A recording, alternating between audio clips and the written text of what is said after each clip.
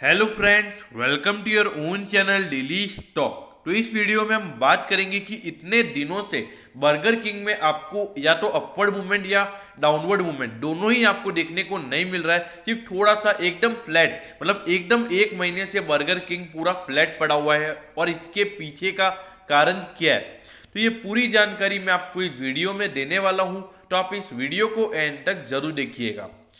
और दोस्तों, अगर आपको रोज इसी तरीके की अपडेट चाहिए तो आप प्लीज़ हमारे चैनल को जरूर सब्सक्राइब कर दीजिएगा, क्योंकि आपको रोज ये सारी अपडेट हमारे चैनल के ऊपर मिलने वाली है।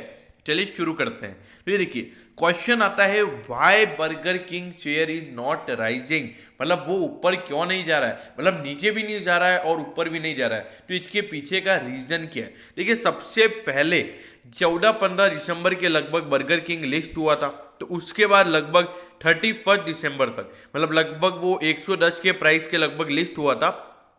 और 31 दिसंबर के लगभग ही उसने अपने 213 के लगभग का हाई बना दिया था। और उसके बाद 31 दिसंबर तक ही उसने अपना लोअर सर्किट 2 बार लगा दिया था और लगभग वो 160 के प्राइस पे आ गया था। फिर उसके बाद थोड़ा थोड़ा लगातार गिरता गया। तो ऑलमोस्ट देखा जाए तो 5-10 जनवरी तक वो अपने 160 या 170 के लेवल तक आ गया था। और ऑलमोस्ट देखा जाए 15-20 जनवरी तक वो अपने 140 से 150 के लेवल तक भी आ गया था।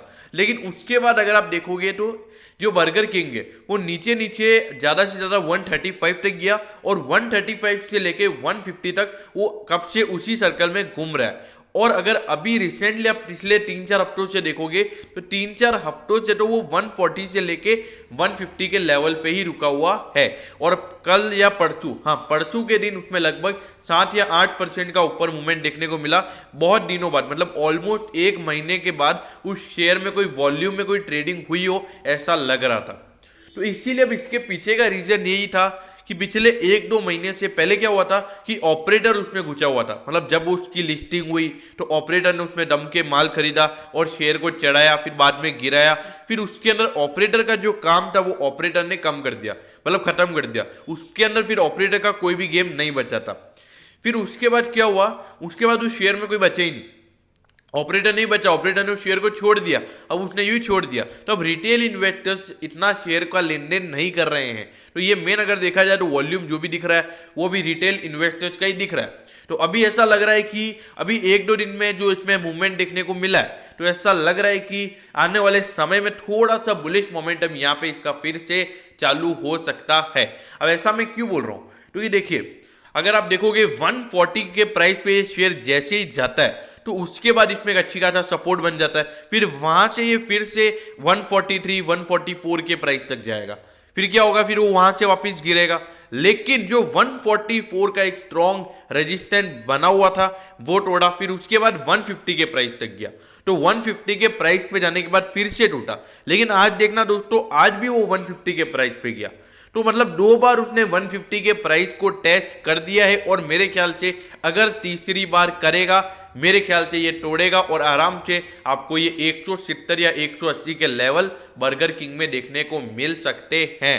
तो देखिए, जिन लोगों को बर्गर किंग के अंदर आईपीओ में नहीं मिला था, मतलब अलॉटमेंट नहीं मिला था और अभी तक बाइंग नहीं किया है, मेरे ख्याल से अभी भी आपके पास मौका है। अपने जो इसमें ऑपरेटर ने जो गेम खेलना था, मेरे ख्याल से अब ऑपरेटर ने इसको फ्री कर दिया है।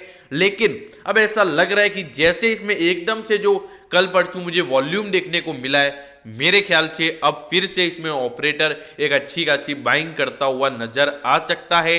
तो इसीलिए गिरने के चांसेस मुझे कम लग रहे हैं। लेकिन फिर भी मैं यही बोलूंगा कि अगर इसमें आपको बाइंग करनी है तो 150 के ऊपर करनी है, और अगर शॉर्ट करना है तो 140 के नीचे करना है। तो ये देखिए, ये 140 से 150 का लेवल इसका एक कॉन्सोलिडेटेड लेवल है।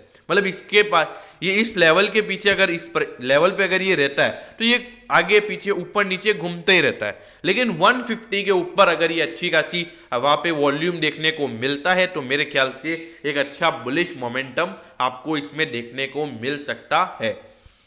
अब ये देखिए, सबसे पहली बात, कंपनी लॉस में है, लेकिन देखिए आपको बिजनेस पे ध्यान देना चाहिए। जो बर्गर किंग का जो मेन बिजनेस है बर्गर्स का, तो इस पे क्या होता है कि बर्गर्स, फ्रेंच फ्राइज वो सब भी है, तो उससे क्या होता है इसका कैश इन्फ्लोज, मेन इस बिजनेस का जो कैश इन्फ्लोज है उसमें कोई दिक्कत नहीं है, क्योंकि यहाँ पर कोई उधारी का काम नहीं चलता है। मतलब कोई बंदा बर्गर खाने आ रहा है तो वो बर्गर खाएगा तो पैसे देके जाएगा, ऐसा नहीं कि वो यूँ बोल के चला जाएगा कि भाई तू मेरे को बाद में दे दूंगा, ऐसा नहीं होता है। तो इसीलिए यहाँ पर इसके कैश इन्फ्लोज खासे ज़्यादा है, लेकिन थोड़े से अभी एक्सपेंसेस ज़्यादा चल रहे हैं, कंपनी की उधारी का चीज़ ज़्यादा है, तो इसीलिए ये आपको थोड़ा सा अभी लॉस में नजर आ रहा है और लगातार लॉस बढ़ भी रहा है। लेकिन देखिए आपको लॉन्ग टर्म पर्सपेक्टिव से सोचना पड़ेगा बर्गर किंग के अंदर। अब मैं ऐसा क्यों बोल रहा हूँ, क्योंकि देखिए अभी कंपनी लगातार हर साल अपने कम से कम आउटलेट खोलती है, तो आउटलेट खोलने के लिए पैसा चाहिए होता है, तो पैसे के लिए कंपनी पहले विड्रॉ करती थी, मतलब कंपनी लोन्स लेती थी, तो उसके ऊपर कंपनी को इंटरेस्ट पेमेंट खासा ज़्यादा करना पड़ता था। लेकिन अब कंपनी इक्विटीज़ में आ गई है, तो इक्विटीज़ में लगभग इसने 800-900 करोड़ का फंड रेज किया था, तो 800-900 करोड़ में से लगभग ऐसा बोला जा रहा था कि 100-150 करोड़ का वो लोन जुटाएंगे उस पैसे में से, तो एक अच्छी बात है यहाँ पे। तो देखा जाए तो आपको इसमें लॉन्ग टर्म पर्सपेक्टिव, मतलब मिनिमम आपको इसमें यहाँ पर 5 साल के लिए बर्गर किंग को लेके छोड़ना पड़ेगा अगर आप इसमें अच्छा रिटर्न कमाना चाहते हैं तो। अब देखिए सेक्टर का प्राइस टू अर्निंग भी खासा महंगा है, 95.38 का है, लेकिन अगर आप प्राइस टू बुक से कंपेयर करोगे तो ये आपको महंगे वैल्यूएशन पर नजर आएगा। लेकिन देखिए बर्गर किंग का अगर आप देखोगे तो इसका मार्केट में जुबिलेंट फूडवर्क्स, वो भले इसका कॉम्पिटिटर है, लेकिन देखिए वो पिज्ज़ा बनाता है, उसका मतलब उसकी जो सब्सिडरीज है वो डोमिनोज पिज्ज़ा को वही चलाता है इंडिया के अंदर। तो उसके अलावा बारबेक्यू नेशन का भी 10% स्टेक जुबिलेंट फूडवर्क्स के पास है। तो देखा जाए तो वो दोनों एक तरीके से कंपटीटर्स नहीं है, और जुबिलेंट फूडवर्क्स मार्केट में कब से लिस्टेड है तो अभी एक स्टेबल शेयर है। तो यहाँ पर क्या है कि बर्गर किंग अभी लिस्ट हुआ है, तो थोड़ा सा प्रीमियम वैल्यूएशन आपको इसमें नजर जरूर आएगा। अब ये देखिए 5,760 करोड़ की मार्केट कैप है, और आपको पता होना चाहिए कि 800-900 करोड़ का इसका सिर्फ आईपीओ आया था, तो उसके बाद एक अच्छी बम्पर लिस्टिंग देखने को मिली और अच्छा अपवर्ड मूवमेंट इस शेयर में देखने को मिला। अब ये देखिए पिछले 4 साल से अगर आप देखोगे तो पिछले 4 साल से लगातार इसके रेवेन्यूज में ग्रोथ है, लेकिन अगर आप लॉस को देखोगे तो कभी लॉस ज्यादा आ रहा है, कभी कम आ रहा है, और पिछले साल तो देखोगे तो डबल हो गया था। लेकिन देखिए बर्गर किंग का आईपीओ का सक्सेसफुल होने का मेन कारण यही था क्योंकि long term perspective, long term में इस शेयर में एक अच्छी ग्रोथ है।